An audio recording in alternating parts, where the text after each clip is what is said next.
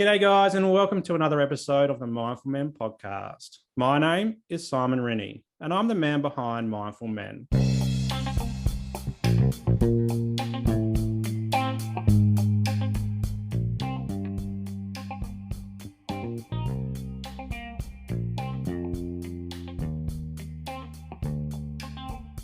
I'm really excited today. I've got Sarah White, who's a social worker, a mum, and a doula from Melbourne, Victoria. How are you going, Sarah?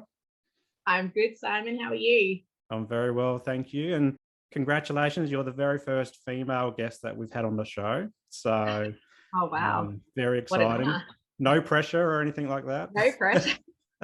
No, thanks for having me. I'm very excited to be here. Awesome. Now, the Mindful Men podcast is a show that supports boys and men to open up about things that are happening inside. And I thought it would be great to have a chat to you today about what is a doula. As a dad myself, I've never heard of a doula. So I was interested for you to come on and share what you do as a doula, but also as a social worker and a mum as well. Because I think it would be really helpful for new dads or dads coming around for a second, third, fourth, or fifth child, or however many. And all of a sudden their partners say, let's look into a doula. Yeah. Because I know my experience, all I knew was going to the hospital and we, would just do the usual thing, check in. We checked in for about 5 days or so at our hospital. And we just went through what would be a traditional birth of midwives and doctors and so forth. But the whole concept around doula is completely new to me, completely new to a lot of the people in my circles. So that's why I thought I'd have you on the show. Yeah, amazing. I guess just quickly to touch on that, if I'm going to be completely honest, when I had my children nearly 12 and 10 years ago now, I didn't know what a doula was either. So it was a new concept to me as well. Well, before we get into a doula, I'd love to hear a bit about your backstory first and a bit about you, where you grew up and school, uni, what have you done after uni, and family life. Okay, cool. All right. Well, I'm currently living in the southeastern suburbs of Melbourne with my husband, Pete, and our 2 children, Olivia and Jane. So Olivia, as I said, she'll nearly be 12 and James will be 10 a little bit later in the year. And I also grew up in the southeast of Melbourne with my mum and dad and little sister. I went to school locally. I guess while I was growing up and all throughout school, I knew that leaving school, I wanted to work with people. I wanted to help people. So after secondary, I started psychology at uni. I guess maybe halfway through, I realized it wasn't exactly what I thought it was going to be. It wasn't exactly what I was looking for. So I went and had a chat to the vocational advisor. After breaking it down a little bit and talking a bit more of what I was looking for in a career, he advised that social work was probably more suited to me, or I was more suited to social work. At that point, I was fairly invested in my psychology course. I decided to see it through, and then I was able to transfer over to social work, and I fast tracked through that, just having some credits. So ended my uni journey with both psych and social work. Wow. Which is great because they go so well hand in hand. You know, they're both ultimately helping people is at the heart of in their work. And I guess social work is just that little bit more holistic. And that's what I was looking for. Yeah. So, So you wanted to help people. Why do you think you chose psychology? Well, I guess I just always assumed, just from watching TV shows and movies and just the general concept of psych, that I was, you sort of talk to people and you help them through their problems, which, obviously you do. But I think what I preferred about social work is that, it's more holistic and you're helping them with resources and networking, and you're looking at systems rather than just them and their independent self. And I didn't really realize the difference between the two while I was still young and in high school. And it wasn't until I sort of had that advice from the vocational advisor at uni who sort of set that straight. Yeah. So, yeah, so I definitely love the idea of psychology, talking to someone one-on-one and helping them through issues. But I guess it just wasn't as holistic as what I thought it was going to be. Yeah, it reminded me of my undergrad as well. So I started uni, I think, 2001, Yeah, and I wanted to use my lived experience of mental illness and depression and yeah, anxiety and OCD. But all I ever knew of helping people was psychology as well. So I started a social science degree with a psychology focus. yeah, Got to second year, and the mathematical side of it for me, I'm yeah, not great at maths, so I'm like kind of dropped out of that. And I never found social work until mature age student. So I finished my degree in anthropology, went on this 15-year career roughly in just in the government. But then this second time around, when I went back to uni, and I went into the career counselors and asked them, I want to help people, not so keen on the maths side of psychology, yeah, but what else is there? And they said, well, social work. And that's where I was introduced to social work, from that supporting people through systems, but also living within their own context and how contexts influence yes, each other as well. So yeah. interesting that we had, That's we come that way as well, but yeah, very different paths. Yeah. yeah, yeah, very similar yet different timings and whatnot. But I was the same though. I also hadn't really left room or space for that statistic side of psych, which I didn't mind, but I just didn't realize how heavily involved it was in the actual degree. Yeah. And I wanted to be really getting into the nitty gritty of helping people and yeah, and not Yeah. worry so much about the stats and the reports. While Yeah. they're super important and in necessary, obviously we need to know those statistics for research and whatnot. It just wasn't. I wanted to be like straight up helping people. Yeah, Yeah. Yeah. And I probably feel the same with, well, my first subject in my social work degree was around grand theories. And yeah, I'm like, why, how has this got anything to do with helping people in that yeah, face-to-face moment? And over the course of your study, you certainly start to see those linkages. yeah, But I was probably feeling the same, like, oh, what have I done? I've come into this thing where we're talking about philosophical stuff, and there's really grand stuff, that how does that impact me and the person I'm sitting across from in a room? But yeah, anyway. So after uni, I get it. what did you get up to after uni? So well, after uni, I sort of turns out I ended up being a bit shell shocked, and the social work world was a little bit of a scary place for me. It's fair to say I had lived a pretty sheltered upbringing. So I had experience like hospital social work. I loved hospital social work. I loved being part of the multidisciplinary team. I loved being on the different wards, even just the social work department itself, having an array of all of those social workers on different wards with different clients and whatnot was just really intriguing and an interesting place to work. I loved that. But I also worked in emergency relief Mm-hmm. in a fairly low socioeconomic part of Melbourne. And it was there where I had a huge shock to the system. I was sort of seeing things that I thought was only made for movies, and I hadn't experienced any of that sort of thing in real life. As I said, I had a fairly sheltered upbringing, and I think I was a little bit naive in thinking that I was going to just be able to go straight out there and help and fix problems. Yeah. I didn't have any lived experience that the people I was seeing day to day, I had no experience in with what they were going through. I could definitely offer referrals, offer resources, network, set them up with, vouchers and that sort of thing, but in that emergency relief type setting. But it was just, I was really worried that I was going to burn out super young and experience vicarious trauma just way too early in my career. So I decided to take a step back, and I so continued to work in like fields of social work and like in a drug and alcohol center and things like that, but not with my own caseload. Like I was just doing other roles, and just thought I'd sort of watch from afar and build up that experience, build up that life, gain some life experience. And then, so after doing that for a little while, I decided, yep, I'm ready now. Okay, I think I'm not as sheltered. I've seen some things. I'm ready to do this. So I decided I'd go back to hospital social work, because as I said, I really did enjoy that environment. I went and did a refresher course specifically in hospital social work.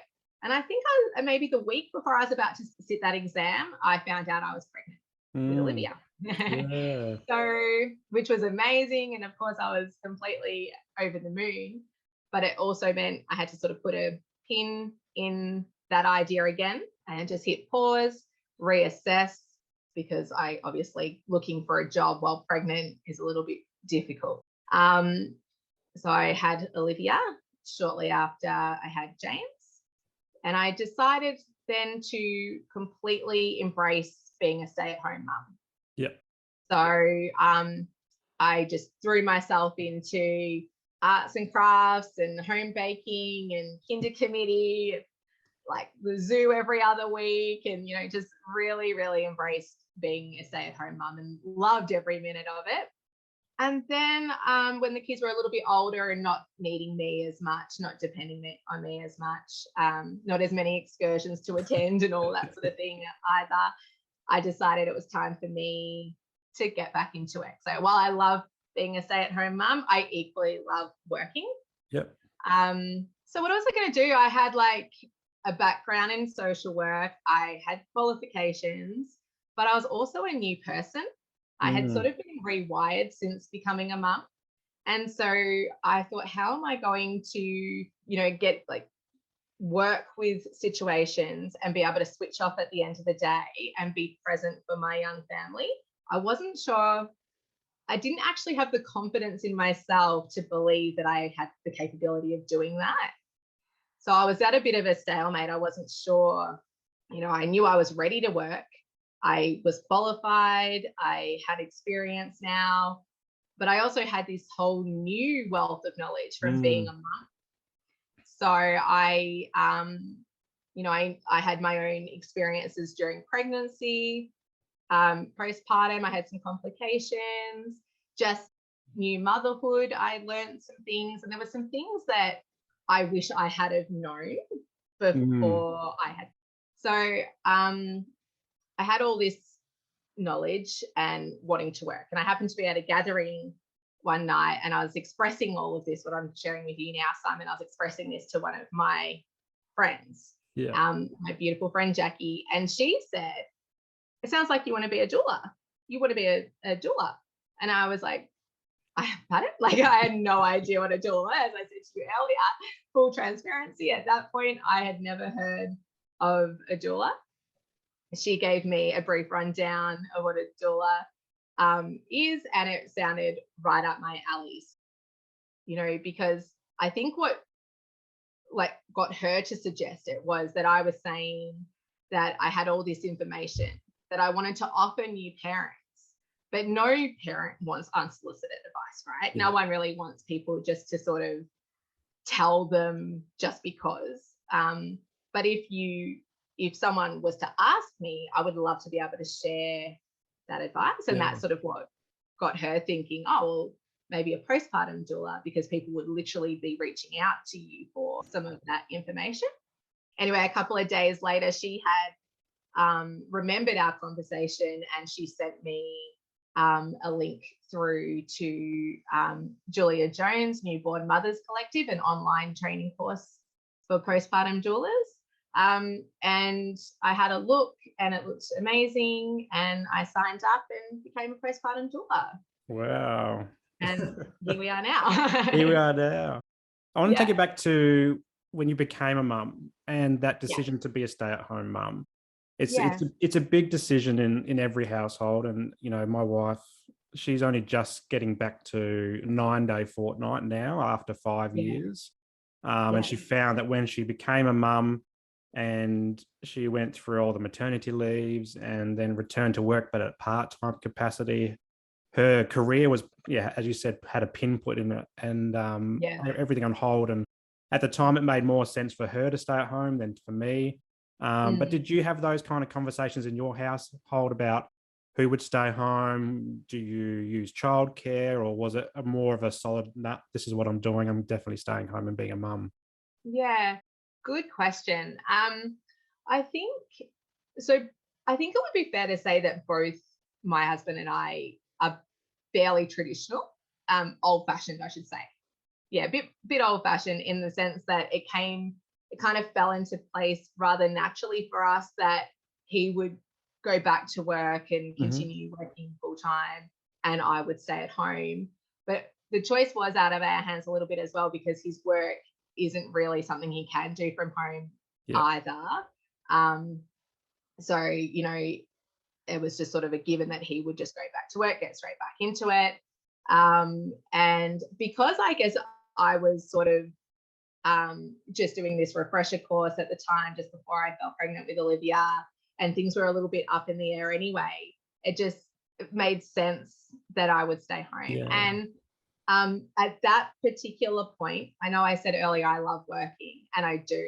I like keeping busy and I love working. I wasn't at that very point in time super career driven. I guess because I was still in the process of finding my feet again. Yeah. And, I knew I was ready and I'd gone back to do a refresher course, but I hadn't completed that process. And then I found out I was pregnant. Then it was just an easy choice for me to go, Yeah. okay, cool. Well, I'll embrace being a stay at home mum. Yeah. That was a pretty easy choice for me. I have nothing against childcare. We were just lucky enough to be in a position that I could stay home. Yeah. And it's so many Yeah. conversations I've had over the years with different parents that even ourselves in our household, we're doing crunching the numbers of childcare, and it's so Yeah. expensive. And you really, the government wants us to go back to work, or wants parents to go back to work, but when you paying for childcare, it kind of rubs out any money that you would be making at work. So you're not really ahead. Exactly. Plus, you get to see your kids less. Yeah. So a lot of parents would rather stay Definitely. home and take that hit, but obviously not been paying childcare and get to spend that quality time with their bubs. So Yeah, that's right.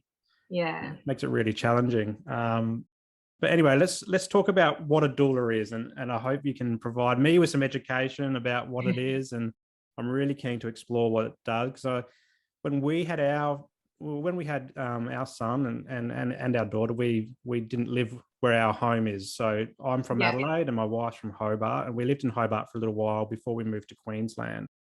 And we started our family up in Queensland, which we've got a few aunties and so forth nearby, but not the solid family unit that you might have for someone like yourself who grew up and stayed where you grew up. So our village was essentially removed. And we Yeah. always hear that concept around it takes a village to raise a child. So Yeah. we were doing everything from just what people had told us, what we'd Googled on the internet, through my wife's conversations with her mum on the phone.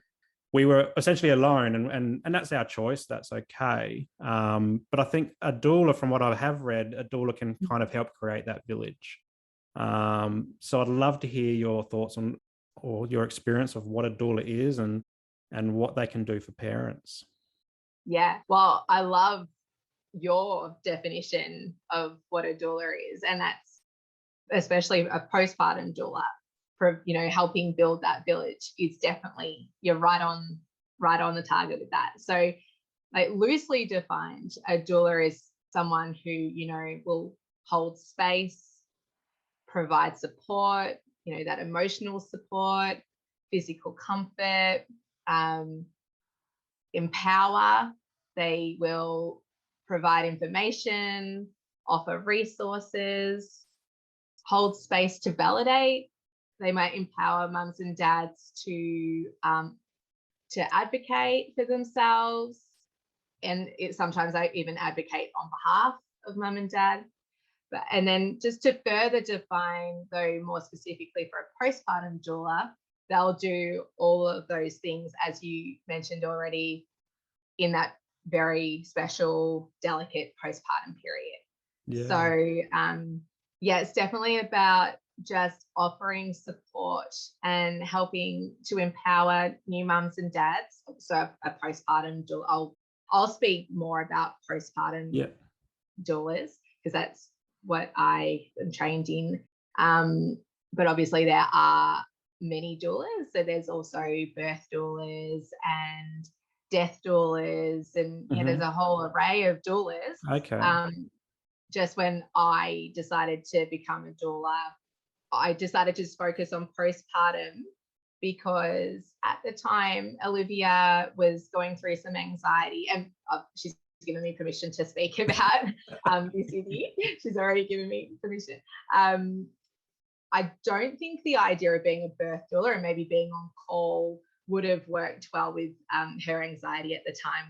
She had a bit of separation anxiety, so especially surrounding me when I was leaving. I think if I was on call and disappeared in the middle of the night or anything like that, it wasn't going to work well for me and my family. So I decided to just sort of hone in on the postpartum doula training, and I will definitely consider, expanding my training in the future to hopefully include becoming a birth doula as well. But yeah, so postpartum doulas, they're definitely there to help build that village, as you said, offer that support, empower, validate, offer resources.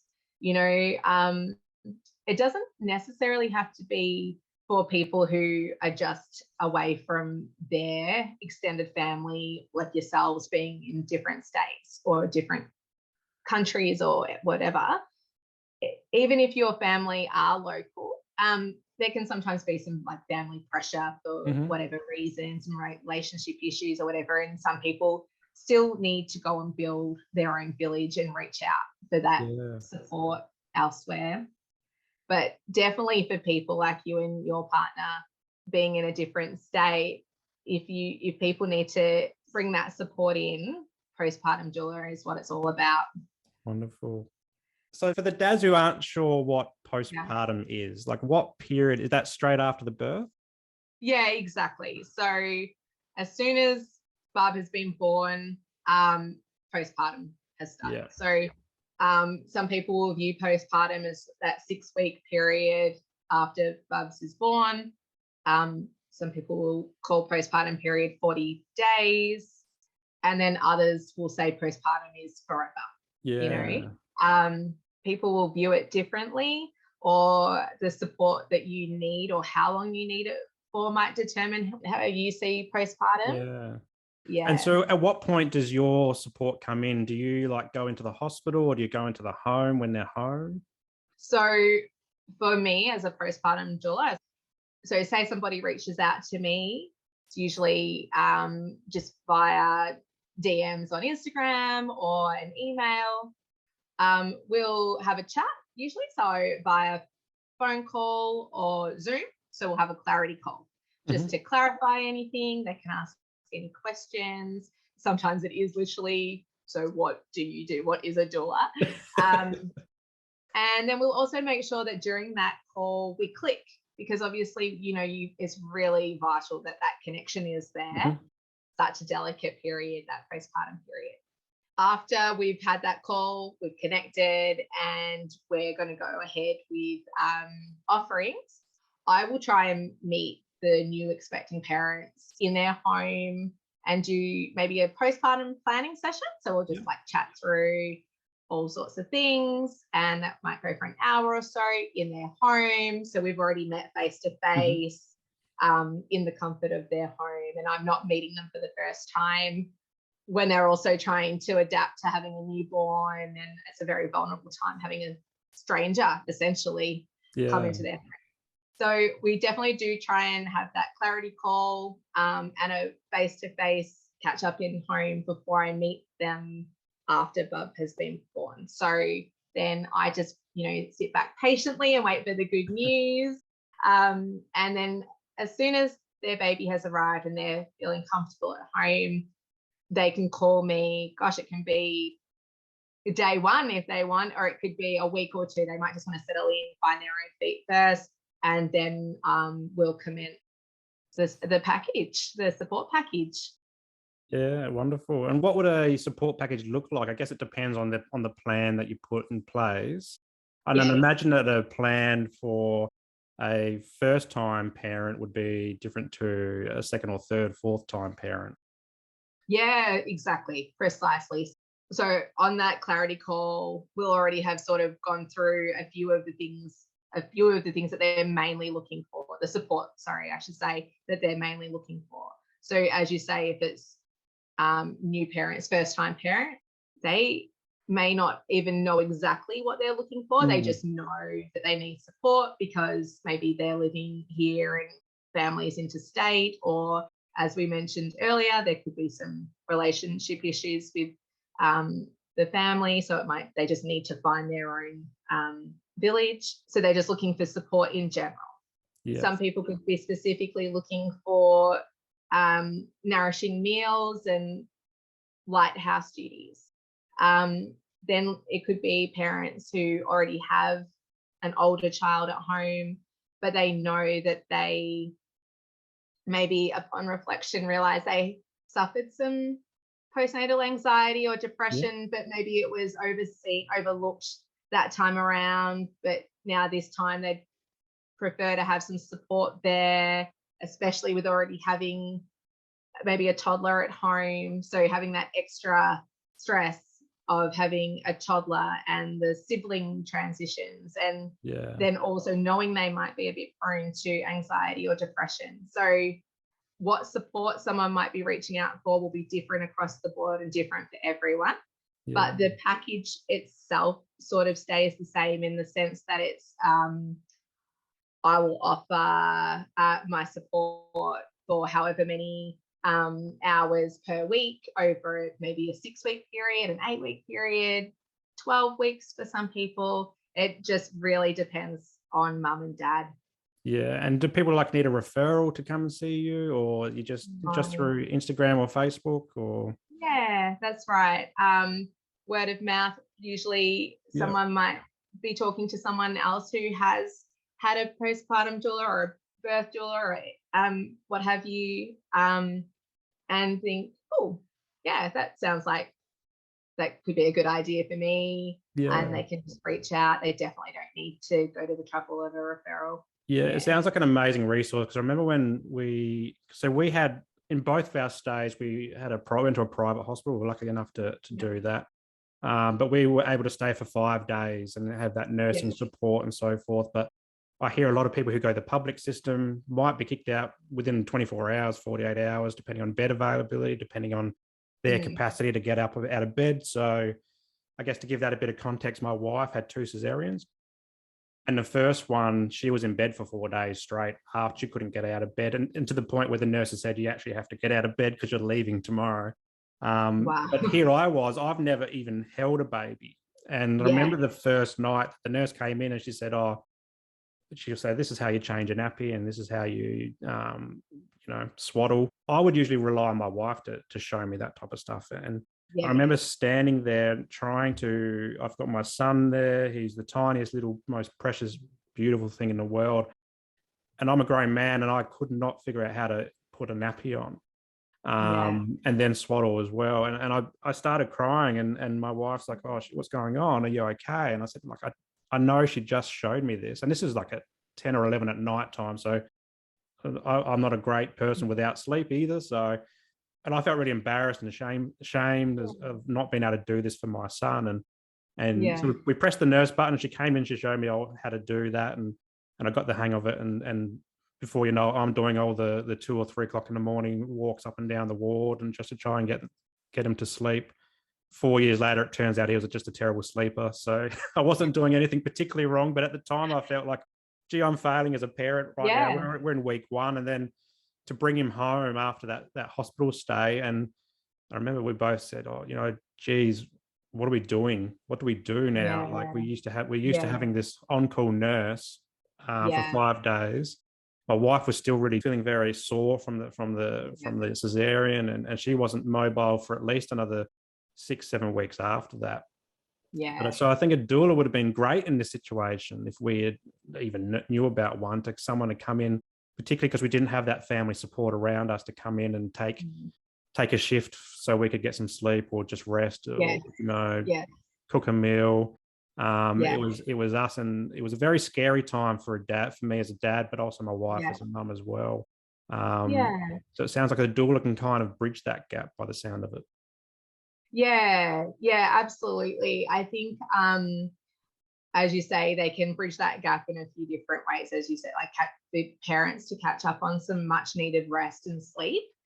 So a lot of doulas will actually offer nighttime services. Well, not even nighttime. You can also catch up on that rest during the day.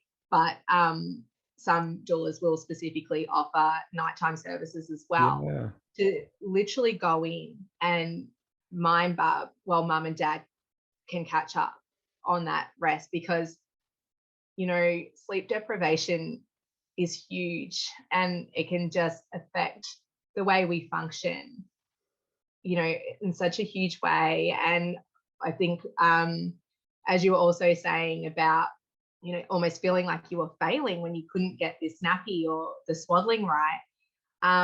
We've brought this little baby into the world. We have so much pressure, or we put so much pressure on ourselves to think, now I have to do it all right, and it should be coming naturally to me. I should just know how to do this. But it is not necessarily the case. So when it's not happening naturally or not unfolding as easily as we thought it was going to, we just start to crumble, and we really start to think, oh no, what am I going to do? I'm going to fail this little baby. I'm not going to be a good enough mum, or in your case, I'm not going to be a good enough dad. I've failed. I'm embarrassed. This is shaming. And it's a sensitive time. It's a massive transformative period for parents. And if we could it'd be lovely. I really wish that it was just a given that everyone was offered postpartum support. Because I think when we have these conversations, we actually realize a lot of us were in the same boat, and so I think if we could normalize it a little bit more, it would be less of a scary place. And I think we need to normalize that we need the support, we need that empowerment, or just that reminder of it's okay, you are doing the best you can. Yeah. I can imagine like the COVID period would have been really challenging for this kind of work. With lockdowns and social distancing, and people aren't able to see their family who might be interstate, or even might be in the suburb next, a couple over. Did you notice any COVID impacts, or were you operating during COVID? Yeah, absolutely. Like there was like a really grey period there as well, of people were just really unsure of whether postpartum doulas were classified as healthcare workers, and if they were even allowed into people's homes. And obviously, especially in the first lockdown, when COVID sort of first became quite prevalent, and there was a lot of fear in the air, everyone was, just lack of a better word, quite paranoid about whether you could let people into your home or not.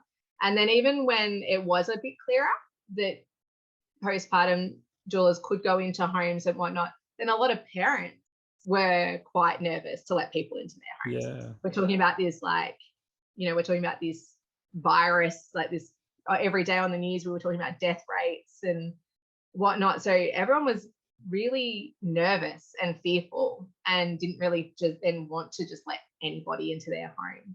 So there was a huge impact for even just that understanding of whether people could receive that help or not. Then there was a huge impact, as you say, on mums and dads for their families or close friends might have only been 5 kilometers away, but because of the restrictions that we had here in Melbourne, we weren't allowed to leave our zones, and no one was allowed to help each other out. I mean, you were allowed to help family with care and support, but there was still some blurred lines, and it was just very confusing. It was a confusing time for new parents. I think particularly because they're so small as well. like we had our daughter at the end of 2019-20. So we were in lockdown then, probably one of our Queensland's longest ones.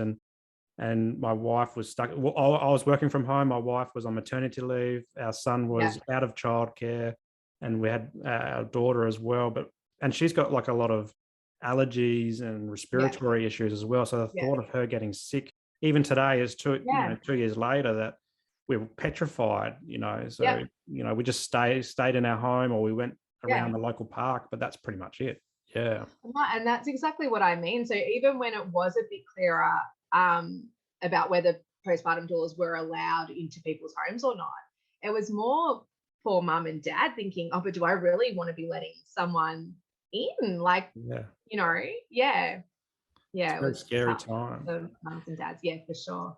And you mentioned before, just a little bit back, the word pressure, and it prompted me around, you did this great post on your Instagram a few weeks back around parents feeling judged or feeling pressure around parenting decisions. And it was really hit home, because it reminded me of before our son was born, and we're doing the pre-birth education that we had to do at the hospital.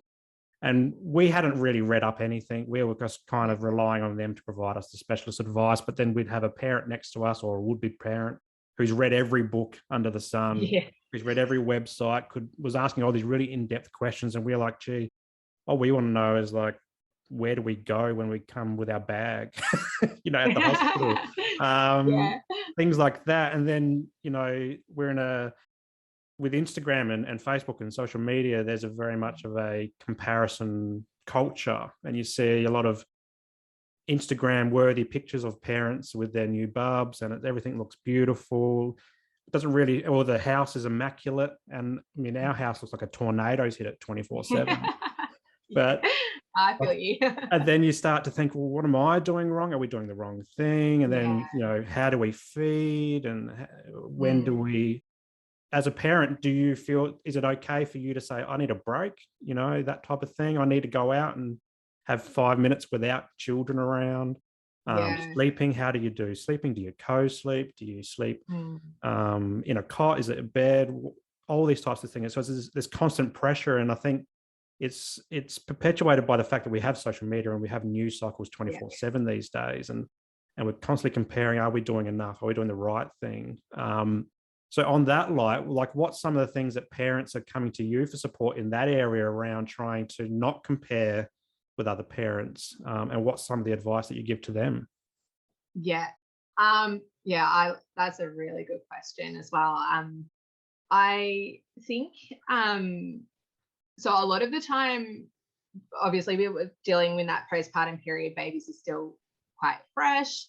So it might be that if mums maybe not establishing breastfeeding as easily as they would have liked, if they have to consider any form of mixed feeding or expressing, or even straight bottle feeding, formula feeding, anything like that, then they'll start to worry. That comparison game comes into play, especially if they're looking on social media and seeing all the posts about that it should only be breastfeeding.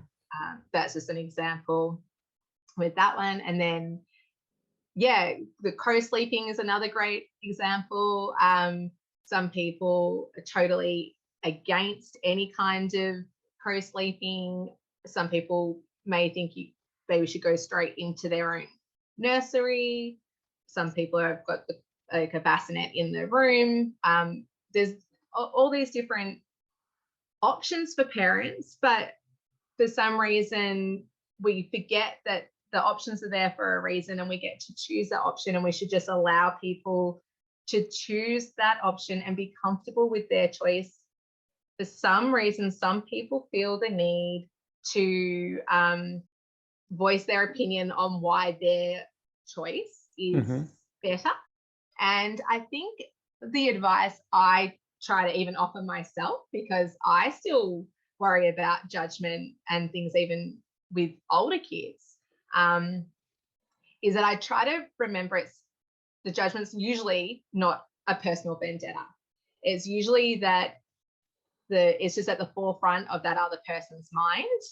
and it's a reflection more on what's going on with them rather than a reflection of what you're doing or not doing or doing right or doing wrong, etc. So I'd like to say that I confidently believe and I try to practice, but I definitely try to advise that we need to just try and not worry about the comparison game. Step away from social media. Sometimes if you need to, have a break from seeing these perfect setups like you were saying, because sometimes it's not even real. Like it might just literally be a facade. But also if you do find that you've been subject to someone's judgment, try and remind yourself it's more a self-reflection of what's going on with them. And try to just trust in the reasons why you chose to bottle feed, or why you chose to co-sleep, or whatever choice it may be with your newborn, toddler, teenager, whatever stage of parenthood you're in. Try and remember to just trust in your ability and just remember why you chose that option and just own it. And it's so much easier said than done, unfortunately. It's so easy to second guess ourselves and start to doubt our choices when we do feel a bit of judgment from others. But I think it's just about, just really trying to remind yourself of why you chose that option in the first place, and just try to block out that judgment.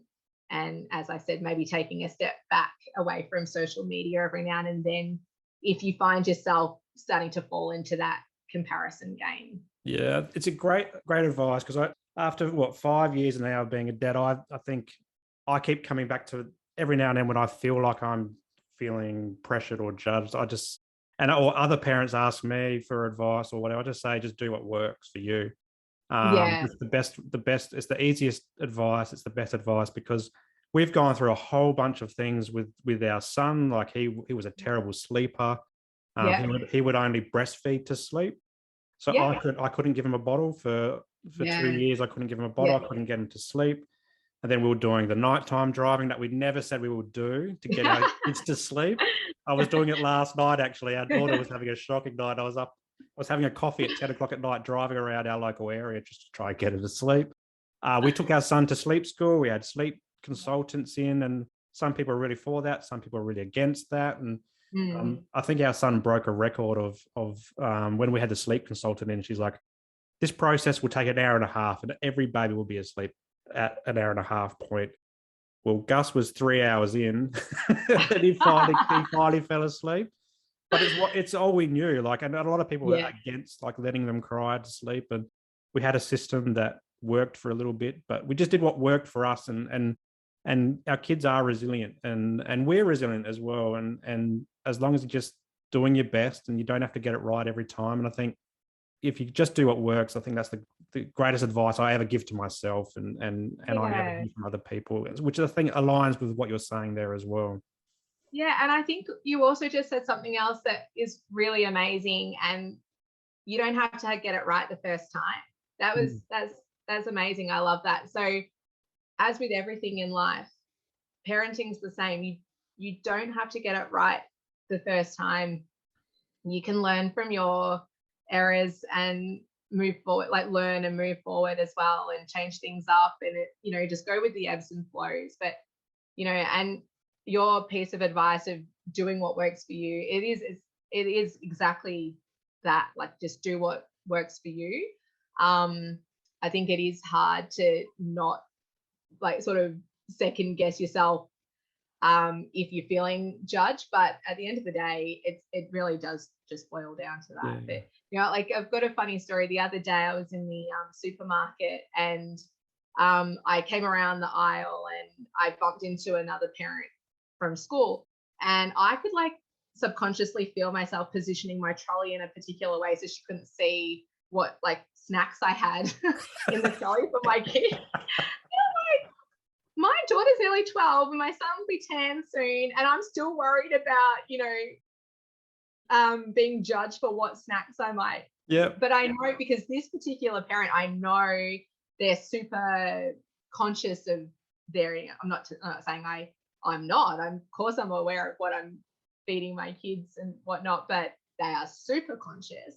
And so I thought, oh, they're going to think I'm a bad parent if they see the chocolate chip cookies in my trolley, or they're going to think I'm a bad parent if they see, whatever. So unfortunately, it's something that we don't get used to it in that newborn phase. Like like you're saying, you're talking about the sleeping with Gus, for example. Unfortunately, we don't just deal with any kind of judgment in that newborn phase and then move on. It does happen later on as well. But I think as long as we circle back and, as we say, remind ourselves that, no, I'm okay with giving them the chocolate chip cookie. I'm going to own that decision and proudly show you what's in my trolley, actually. It's interesting you brought up trolleys, because every child is different. And we've certainly found that on our journey. And like the second time in hospital when we had Pippa, I wasn't sitting there crying because I couldn't put a nappy on. I was probably crying because I hadn't had any sleep or anything like that. But we were obviously pressing the nursing button, hardly at all. And at sometimes they'd come in and say, "Is everything okay?" We're like, "Yeah, we've got this. This is fine." But with Pippa, she had so much food allergy. I think she's anaphylactic to like 3 things. She's adverse to about 5 things, and plus asthma as well. So I'm the parent with the trolley, and I'm looking at every ingredient to make sure it hasn't got anything that she's going to have an allergic reaction to. And it's a completely. But the funny thing with Pippa is that she will eat anything. She was sitting there munching on broccoli the other day, like 5 pieces, and carrot. Whereas Gus is still in the I only eat chicken nugget phase, and and he's 5. He's 5 now, and so with food choices, every time with dinner, what do you want, Gus, for dinner? Oh, chicken nuggets or fish fingers or whatever. And we were really worried, like as a parent, we're like failing this kid, like not getting enough nutrients in them. So we got blood tests for him as well. And as it turns out, he was just getting enough vitamins and minerals from the food that he was eating, even though it didn't look flash. And he was pretty much on what we thought was just a chicken nugget diet, but he was getting it, and he was actually quite healthy. Whereas Pippa, we're trying not to put things in her mouth, even though she wants to eat everything. Like she'll eat absolutely anything, because she could die, literally die, if she eats certain foods. So each child is different, and it does get easier. But again, it comes down to do what works, and your shopping experiences definitely change with each child, and as they get older as well. So absolutely. How scary for you guys with Pippa? That's such a and it's been even scarier because of COVID as well. So because they were both under the 5 years for the vaccinations. So we were like, how is this going to impact her? And we were just holding on to hope that COVID wasn't really impacting kids that much. And touch wood, we still don't know if we've ever had it or anything like that. The rat tests aren't 100% accurate. So we may have had it, but we don't think we have. So but she's doing well. She eats like a trooper, and she's the best little kid ever. But it was scary as a parent to learn, why is my child, when they're eating having milk, cow's milk, and having all these foods, why is she getting all these red things on her, and why is she coughing, and then calling the ambulance a few times and so forth, which is, you think you've got it all worked out after the first one. So then the second one comes and it's completely different. And it would be the same for someone who has a child that has a disability or other types of issues as well. And it's unique. But I always come back to do what works. And if it's chicken nuggets every night for dinner, that's okay. That's all we're having. That's all we're having. And if it's chocolate cookies in the basket at the shops, that's okay as well. Whatever's going to work. To get you through the day, but also get your kids through the day as well, because often they're tired or hungry or something else that you don't know, because when they're young and they can't talk as well, it's really hard as a parent to guess what's going on. So you're sitting there going, are you hungry? Are you thirsty? Are you tired? Have you got gas? Are you sick? Is there something more serious? And I think this was stuff that constantly came through my mind as a dad. And so I'm keen to hear what your thoughts are with new dads particularly. What some of the things that you're seeing, the trends, are they asking you lots of questions? Are they reserved? Is it, what are they asking? Sort of 50-50. So Some dads are quite reserved and sort of just sit back and think, oh, this is more predominantly for mum, primarily the care should be for mum. And they sort of take that traditional old-fashioned sort of, I keep saying traditional and old-fashioned, but just lack of better words there. Yeah. Where they might sit back and just think, oh, we'll get someone in to help mum. And then the other 50% of dads that I'm seeing are really, really quite open to receiving that support as well, and voicing things like that they're worried they won't be a good enough dad. Mm-hmm. They won't be the dad that they maybe envision themselves to be.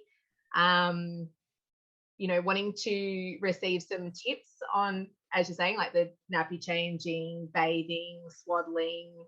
How can they be more hands-on? So if mum is breastfeeding, what can they do to be more hands-on? Wanting to be able to support their partner as best as they can. There's also sometimes some concern about if they need to go back to work, that separating from their partner and bubs. So I think, and then really, if you think about it, the theme that kind of flows through those concerns is pressure on themselves, like just, wanting to make sure they're not letting anyone down, whether it's themselves, their partner, the baby. They're definitely putting a lot of pressure on wanting to get it right. Yeah. I 100% agree with all those emotions and feelings and thoughts as well, as going through it myself for the last 5 years and still going through it as new ages come. And it's certainly a growth perspective. But I think the more questions you ask, the better. I think it's better to ask and kind of get the answer you need, as opposed to just trying to figure it out on yourself and feeling like you can't ask questions, because people like yourself are there. There's a wealth of information on the internet, great podcasts around parenting as well, and great Instagram accounts that I've seen as well. So it's just put yourself out there and ask the questions, and you'll get great responses as well. Yes. We've talked a lot about being a doula, and I'm fascinated to learn more about this role. But how have you seen your experience as a mum and a social worker come into your work as a doula? Like, is it a natural fit, do you think? Yeah, I do. I do think it is a natural fit, especially the mum side of it for me, because, like you mentioned earlier, when you guys got home from hospital and you had like the hustle and the bustle of hospital and the nurses poking their heads in and checking, or just the sounds of bells and whatnot. And then you go home and it's really quiet. And all of a sudden there's no one there to sort of say, sorry, can you remind me how to do this, or can you help me with that? So that transition I found as well, like personally, quite daunting. And that those first couple of nights, especially being home, really silent and isolating and quite, so all those little experiences that I went through as a new mum,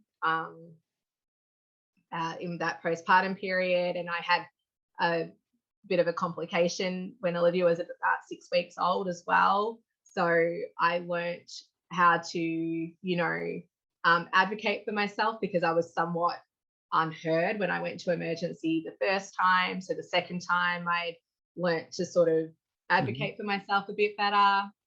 I had suffered some pregnancy loss between Olivia and James. I had the whole sibling transition when James came along for Olivia, some other health issues for the kids.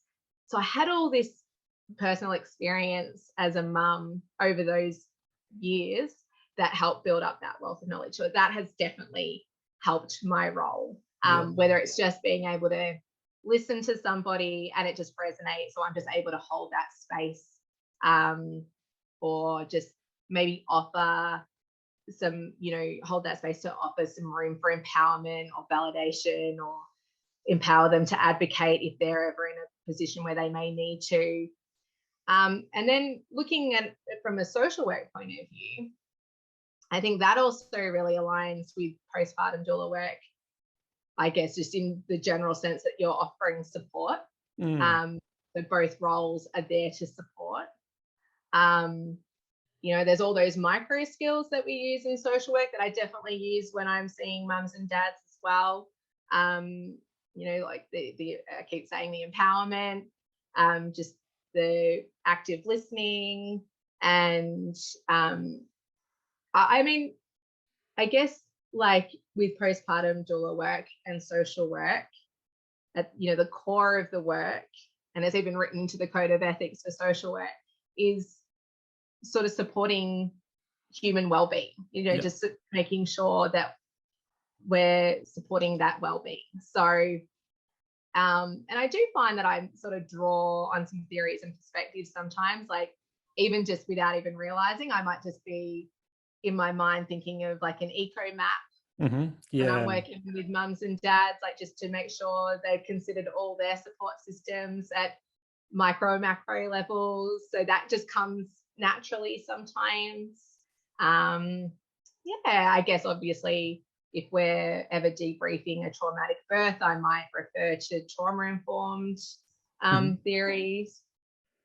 Yeah, so they definitely both, being a mum and having some social work background, aligns definitely with postpartum doula work. Yeah. So yeah, it's great. It's a great connection you've got there with social work and being a mum and being a doula as well. But I'd like to now open up to what's some advice that you could give to a mum or dad or whoever who's perhaps seeking some additional support through postpartum stage, but they're not quite hitting that call button to give you a call or sending that email. So what's some advice that you think you can give them to maybe make them make that call to you? Oh, okay.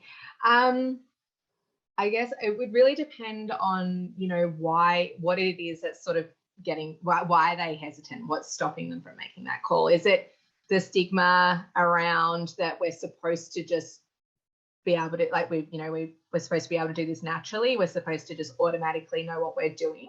So is it a fear of maybe feeling like they are failing if they're having to reach out for help?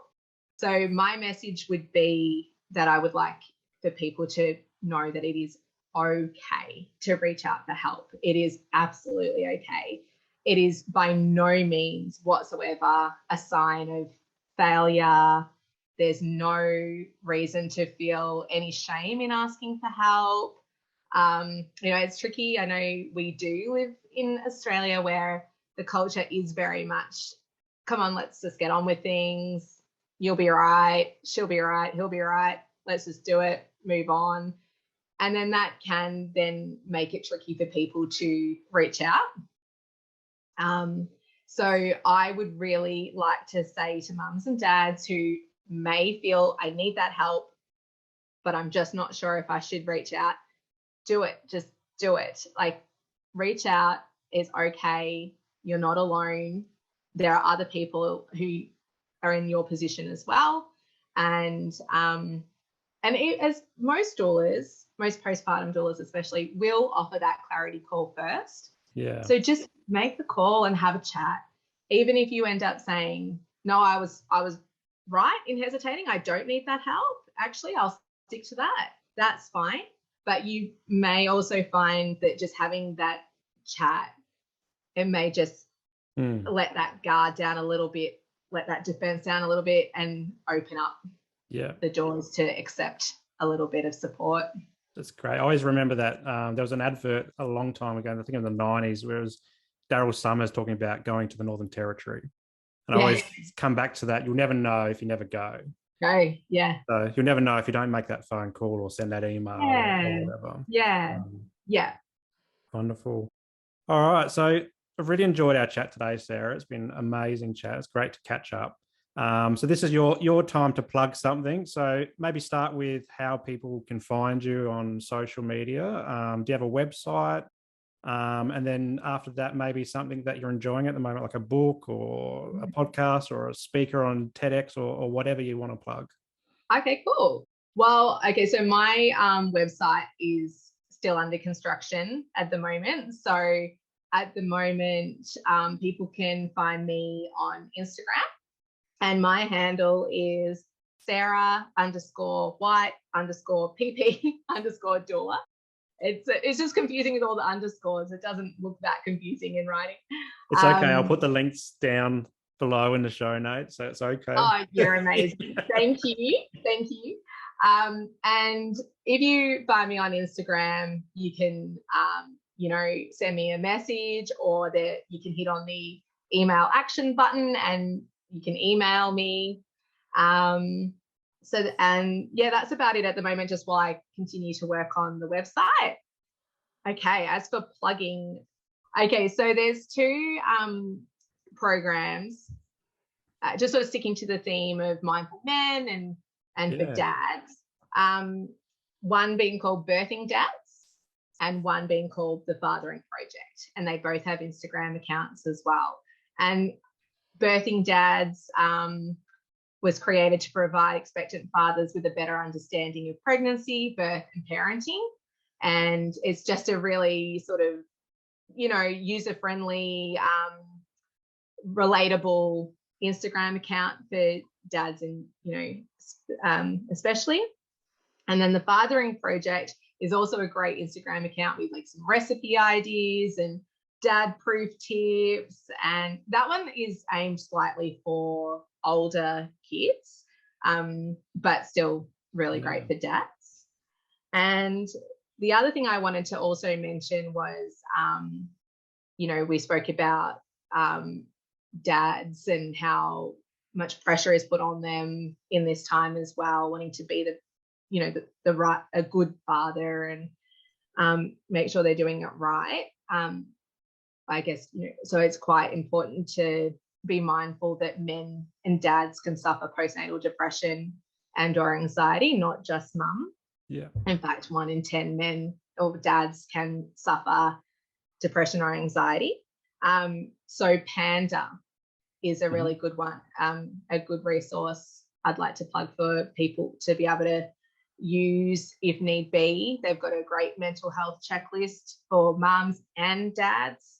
And they've also linked up with SMS for dads, where dads can sign up within the first 12 weeks of Bubs being born, and they'll receive, I can't remember exactly, but whether it's maybe weekly, maybe 3 messages a week or something like that, right up until their baby has turned 1. And that will be just information and advice. And that's also a good one for health professionals as well, actually. Yeah. I'm seeing a lot more in the text space, which is really cool. Texting out information. Or even texting like therapy support. So you mentioned like dads do experience postpartum depression and anxiety and so forth. So there are providers out there that do the text service as opposed to having to chat, because I know that a lot of guys struggle with talking. So being able to adapt to that, I've even seen one that does email therapy as well. That's really cool. But thanks so much for plugging those, because I wasn't expecting that. I was expecting your favorite social workbook or something like that. Well, I think we may have established we do have I think, was it you and I, we were talking about the Robert Bland? Yes. Yeah, that's a good one. No, I thought, it's mindful men, and we were talking about dads quite a bit, so I think I'll try and stick to those ones, and they're good ones. They're really good ones. Yeah. So, yeah. I'll put all the links down in the show notes for everyone who needs to access them. But Sarah, thanks so much for your time this morning. I really do appreciate it. It's great to catch up via Zoom. I look forward to seeing you grow in this space and maybe catching up a bit down the track to talk a bit more parenting. Oh, no, thank you so much for having me. I really, really, really love your podcast, and I think it's a great space. And I'm really honoured that you reached out to have me on as your first female guest. Awesome. Thank you so much. Thanks, Simon.